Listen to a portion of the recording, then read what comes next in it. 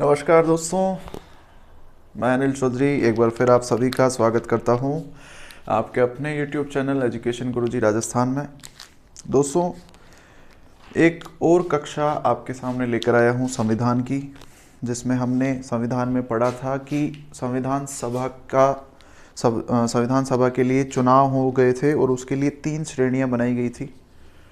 चुनाव की 3 श्रेणियां बनाई गई थी। उससे आगे हम देख रहे हैं संविधान सभा में सर्वाधिक प्रतिनिधित्व कहाँ से हुआ था। सर्वाधिक प्रतिनिधित्व संयुक्त प्रांतों से हुआ था, जहाँ से 55 प्रतिनिधि शामिल हुए थे संविधान सभा में। ठीक है, यानी संविधान सभा के चुनाव में सर्वाधिक प्रतिनिधि जो शामिल हुए वो कहाँ से हुए थे, संयुक्त प्रांतों से। ठीक है, और संविधान सभा में न्यूनतम प्रतिनिधि कहाँ से शामिल हुए, असम से 8। ठीक है, संविधान सभा में महिलाओं की संख्या कितनी है, 15।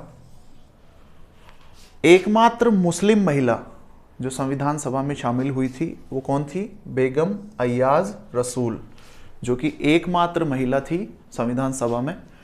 एकमात्र महिला जिसने रियासतों का प्रतिनिधित्व किया वो कौन थी, एनी मसेकर, जो कि केरल के त्रावणकोर कुछ ऐसा नाम है, केरल के त्रावणकोर रियासत से इन्होंने प्रतिनिधित्व किया था, एनी मसेकर ने। ठीक है, और राजस्थान से 11 + 1 कुल 12 प्रतिनिधि शामिल हुए, जिसमें 11 मनोनीत थे और 1 निर्वाचित था। वो कहाँ से था, अजमेर मेरवाड़ा से। कौन थे वो, मुकुट बिहारी लाल भार्गव। ठीक है, राजस्थान से कुल 12 प्रतिनिधि थे, जिसमें से 11 मनोनीत थे और 1 निर्वाचित हुए, जो कहाँ से थे, अजमेर मेरवाड़ा से। उनका नाम है मुकुट बिहारी लाल भार्गव। संविधान सभा में वकीलों की संख्या कितनी थी, 12 वकील थे। ठीक है, और आइवर जेनिंग्स ने भारत के संविधान को वकीलों का स्वर्ग कहा है। आइवर जेनिंग्स एक हुए हैं आदमी, उन्होंने भारत के संविधान को क्या कहा है, वकीलों का स्वर्ग। लॉर्ड विस्काउंट ने संविधान सभा को क्या कहा है, हिंदुओं की संस्था। किसने कहा है हिंदुओं की संस्था, लॉर्ड विस्काउंट ने। चर्चिल ने क्या कहा है, चर्चिल ने कहा है एक ही वर्ग का प्रतिनिधित्व बताया है। संविधान सभा को चर्चिल ने एक ही वर्ग का प्रतिनिधित्व बताया है। किसने बताया है, चर्चिल ने। अगला है ग्रैनविल ऑस्टिन। इसने कहा है कांग्रेस ही संविधान सभा है और संविधान सभा ही कांग्रेस है। किसने कहा है, ग्रैनविल ऑस्टिन ने। ठीक है, आगे चलते हैं। अब आगे देखते हैं संविधान का निर्माण, जिसमें संविधान सभा की पहली बैठक का आयोजन 9 दिसंबर 1946 को हुआ। ठीक है, संविधान सभा की जो पहली बैठक हुई वो कब हुई, 9 दिसंबर 1946 को। कहाँ पे, दिल्ली में स्थित संसद भवन के केंद्रीय कक्ष में। कहाँ हुई, दिल्ली में स्थित संसद भवन में केंद्रीय कक्ष में हुई। ठीक है, संविधान सभा की प्रथम बैठक में कुल 207 सदस्यों ने भाग लिया। जो पहली बैठक हुई संविधान सभा की 9 दिसंबर 1946, उसमें कुल 207 सदस्यों ने भाग लिया। और संविधान सभा के प्रथम अधिवेशन या सत्र में, बैठक तो 1 2 3 बैठक का एक अधिवेशन हुआ करता था, शायद 3 थी या पता नहीं 4 बैठक होती थी। तो एक अधिवेशन में कुल 211 सदस्यों ने भाग लिया था और पहली बैठक में 207 सदस्यों ने। ठीक है, प्रथम बैठक का मुस्लिम लीग और हैदराबाद रियासत ने बहिष्कार कर दिया था। जो पहली बैठक हुई थी संविधान सभा की, उसके लिए मुस्लिम लीग और हैदराबाद ने मना कर दिया था उसमें शामिल होने से। इसलिए मुस्लिम लीग के बहिष्कार करने के कारण चर्चिल ने संविधान सभा को किसकी संज्ञा दी, बिना दुल्हन की शादी के समान बताया। यानी शादी हो रही है और उसमें दुल्हन है ही नहीं। मुस्लिम लीग ने इसका बहिष्कार कर दिया और चर्चिल ने कहा कि संविधान सभा बिना दुल्हन की शादी के समान है। ठीक है। 9 दिसंबर 1946 को सच्चिदानंद सिन्हा को अस्थायी अध्यक्ष किसका? संविधान सभा का, और फ्रैंक एंथनी को अस्थायी उपाध्यक्ष बनाया गया। कब? 9 दिसंबर 1946 के दिन। 11 दिसंबर 1946 को डॉक्टर राजेंद्र प्रसाद शर्मा को, जो कि हमारे पहले क्या हैं? डॉक्टर राजेंद्र प्रसाद शर्मा हमारे पहले क्या हैं? कमेंट में बताइए। देखिए उस वीडियो की तरह नहीं होना चाहिए कि किसी को पता ही नहीं हो कि डॉक्टर राजेंद्र प्रसाद शर्मा क्या थे। ठीक है। उस वीडियो में जैसे इंटरव्यू में पूछा जा रहा है कि हमारे राष्ट्रपति का नाम क्या है, तो उसको खुद को पता नहीं है, तो ऐसा नहीं होना चाहिए। कमेंट में बताइए कि राजेंद्र प्रसाद शर्मा क्या थे, हमारे पहले क्या थे। ठीक है। राष्ट्रपति थे, प्रधानमंत्री थे, कुछ भी जो भी थे। ठीक है। संविधान सभा के स्थायी अध्यक्ष बनाए गए कौन? 11 दिसंबर 1946 को डॉक्टर राजेंद्र प्रसाद शर्मा को संविधान सभा का स्थायी अध्यक्ष बनाया गया और संविधान सभा के स्थायी उपाध्यक्ष के रूप में एच.सी. मुखर्जी और वी.टी. कृष्णामाचारी कार्यरत रहे। आगे चलते हैं, आगे देखते हैं। संविधान सभा के संवैधानिक सलाहकार कौन है? बी.एन. राव। ठीक है। और बी.एन. राव ने ही संविधान का प्रारूप तैयार किया था। किसने? संविधान सभा के संवैधानिक सलाहकार भी बी.एन. राव हैं और संविधान के प्रारूप का भी बी.एन. राव ने ही तैयार किया था। प्रारूप भी बी.एन. राव ने ही तैयार किया था। जो संविधान का प्रारूप होता है, ढांचा वगैरह होता है, वो बी.एन. राव ने ही तैयार किया था।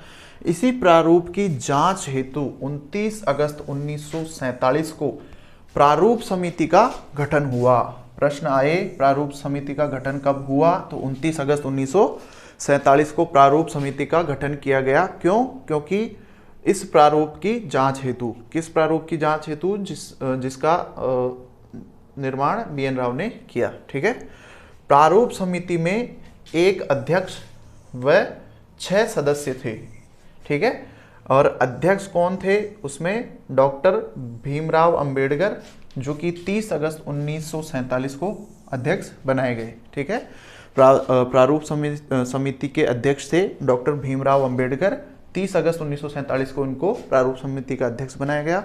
और सदस्य को कितने थे? 6 सदस्य थे। उनमें से एक थे गोपाल स्वामी अयंगर, दूसरे हैं अल्लादी कृष्णा स्वामी अय्यर, और तीसरे हैं मोहम्मद सादुल्ला, और चौथे हैं के.एम. मुंशी। एकमात्र कांग्रेसी हैं ये।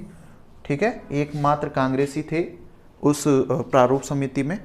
और 5वें हैं बी.एल. मित्तर, जिन्होंने त्यागपत्र दे दिया। उस त्यागपत्र देने के बाद में एन. माधवराव सदस्य बने।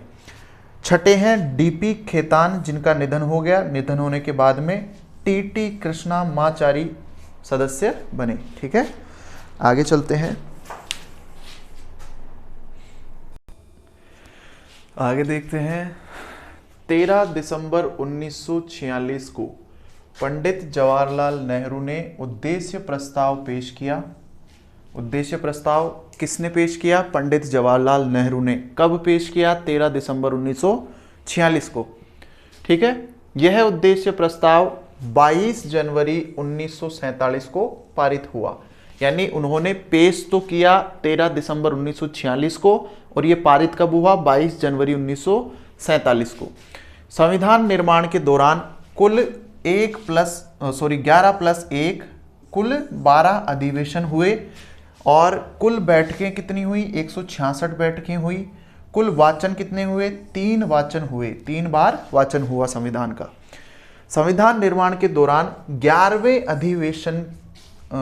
अधिवेशन का आयोजन 26 जनवरी 1949 को हुआ।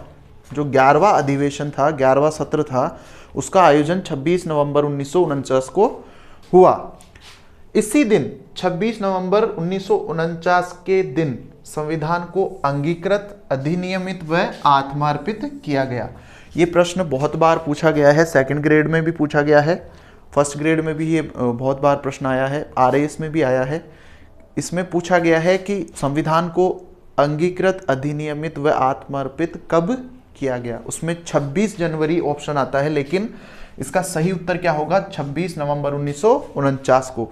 इसी दिन भारत का संविधान बनकर पूर्णतः तैयार हो गया था। ठीक है, यानी इसी दिन 26 नवंबर 1949 के दिन ही संविधान बनकर पूर्ण तरह तैयार हो गया था, लेकिन लागू किया गया था 26 जनवरी 1950 को। वो उसकी भी कहानी है, नेहरू जी की वजह से थोड़ा बहुत डिले हो गया था।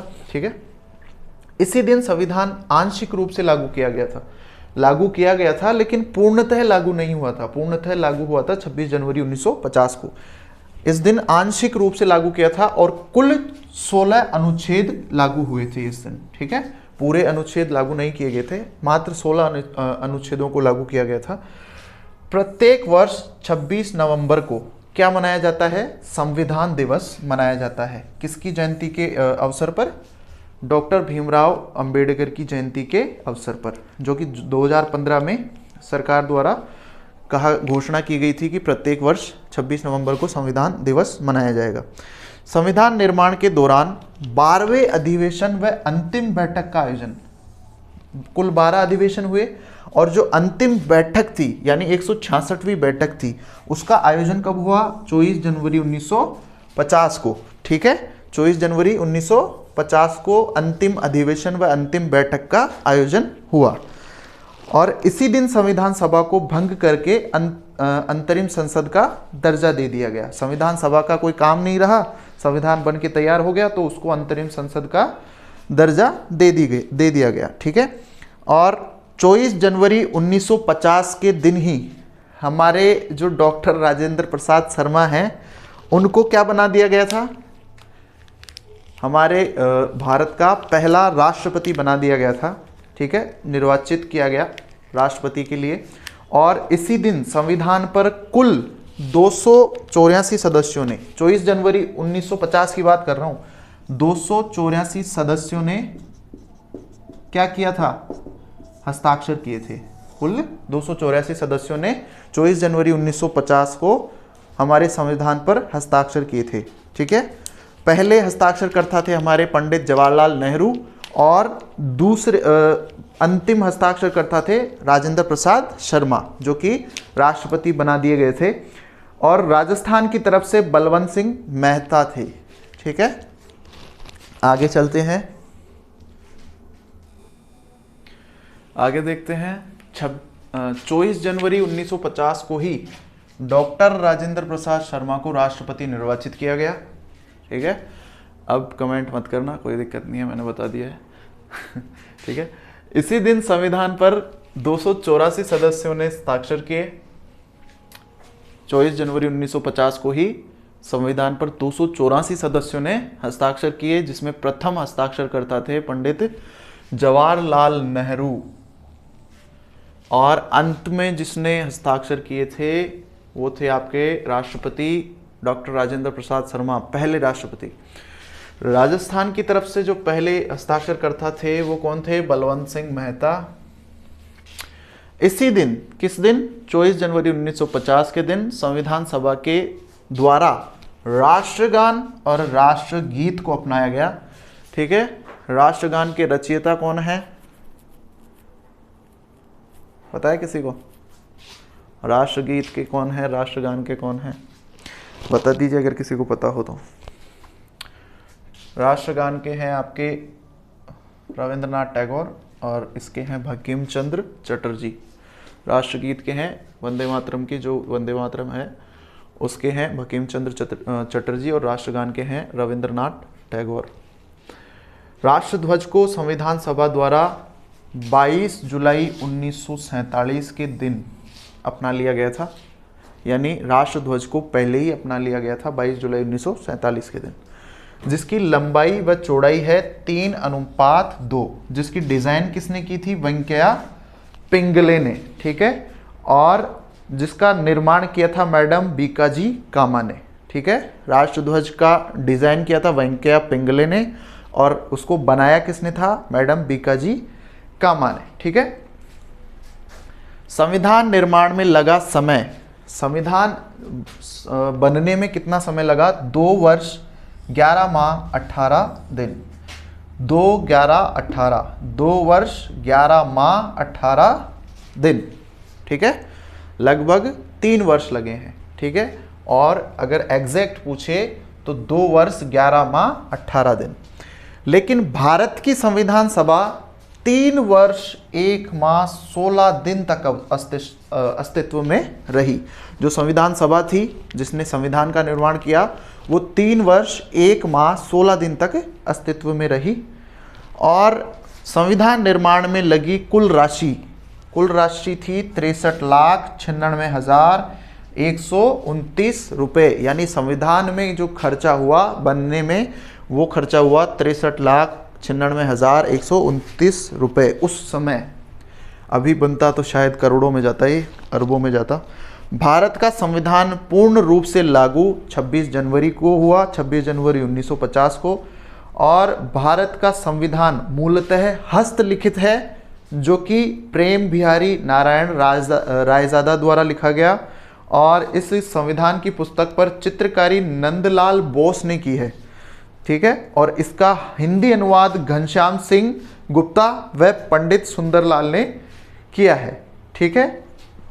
आगे चलते हैं। आगे अब अनुसूचियां हैं, जो कि हम अगली वीडियो में देखेंगे, अगली कक्षा में हम पढ़ेंगे अनुसूचियां, ठीक है। आज के लिए इतना काफ़ी है। धन्यवाद।